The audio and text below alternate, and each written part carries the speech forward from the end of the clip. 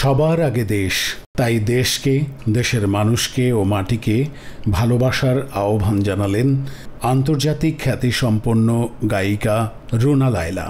সবচেয়ে বড় কথা হচ্ছে আমাদের সবার জন্য যেটা আমাদের করা উচিত সেটা হচ্ছে দেশকে ভালোবাসা, দেশের জন্য কাজ করা, নিজের কথা না ভেবে আমি না বলে আমরা বলা উচিত। আমরা যদি এক হই আমরা এই দেশকে অনেক অনেক উপরে নিয়ে যাব।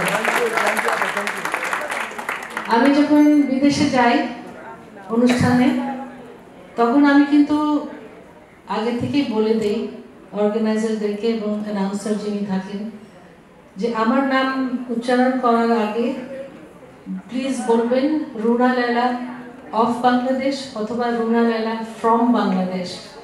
আমি খুব গর্বিত যে আমি একজন বাংলাদেশি শিল্পী, বাংলাদেশের জন্য গান গাই, বাংলাদেশের মানুষের জন্য গান গাই।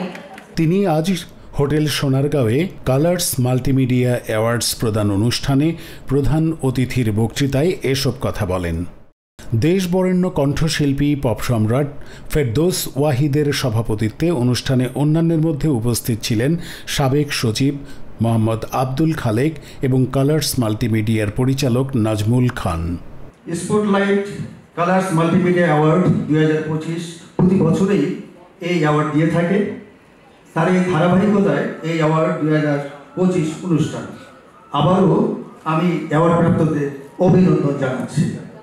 অনুষ্ঠানে স্ব ক্ষেত্রে বিশেষ অবদানের জন্য 13 জনকে কালার্স মাল্টিমিডিয়া অ্যাওয়ার্ডস প্রদান করা হয়। জুলাইয়ের স্পিরিটকে ধারণ করে জুলাইয়ের কথা বলতে এসেছে শীর্ষক নৃত্যানুষ্ঠানে নৃত্য পরিবেশন করে বাংলাদেশ একাডেমি অব ফাইন আর্টসের শিল্পীরা। পরে দেশবরেণ্য শিল্পীদের পরিবেশনায় মনোজ্ঞ সাংস্কৃতিক অনুষ্ঠান পরিবেশিত হয়।